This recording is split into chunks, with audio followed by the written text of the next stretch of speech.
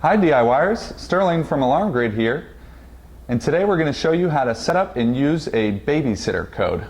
This is a special user code for your LynxTouch L5100 system, although many other Honeywell systems allow and have a Babysitter code assigned.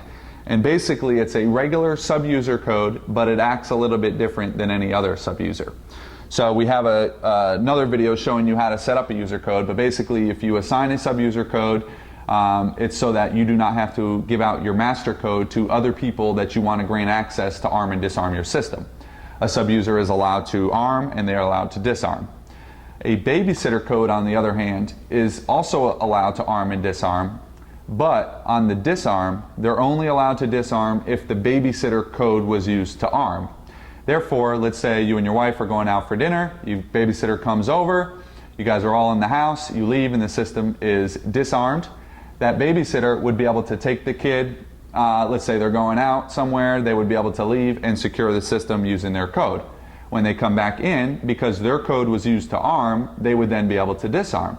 However, the next day, once you guys have left to go to work and no one's home, that same Babysitter would not be able to come in and disarm the system since you or your wife had used your code to arm the system. So it's a nice security feature. It allows the Babysitter to keep your house secured while they're babysitting, but it does not give them access to come in during unauthorized times. So that's a basic description of how the Babysitter code works, and now we're going to show you how to assign your system with a Babysitter code. We do it through our master programming screen. So from the home screen, we're hitting More, Tools. We're entering our master code, not our installer code. By default, it's 1234. We are in our master code programming section. We hit Users. You can see we have our master code. We have a slot for Babysitter. We have a slot for Duress, and then we have our sub-user codes. So what we're going to do to set the Babysitter, toggle it, click Edit. You've got the name for Babysitter. It is assigned to user code slot 15. And then we simply toggle into the user code screen, and we can set up a Babysitter code. We're going to use 1470.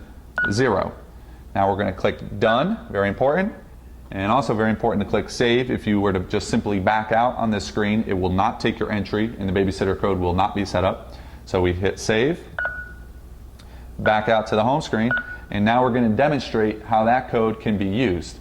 So, Babysitter code, arm away, system arms.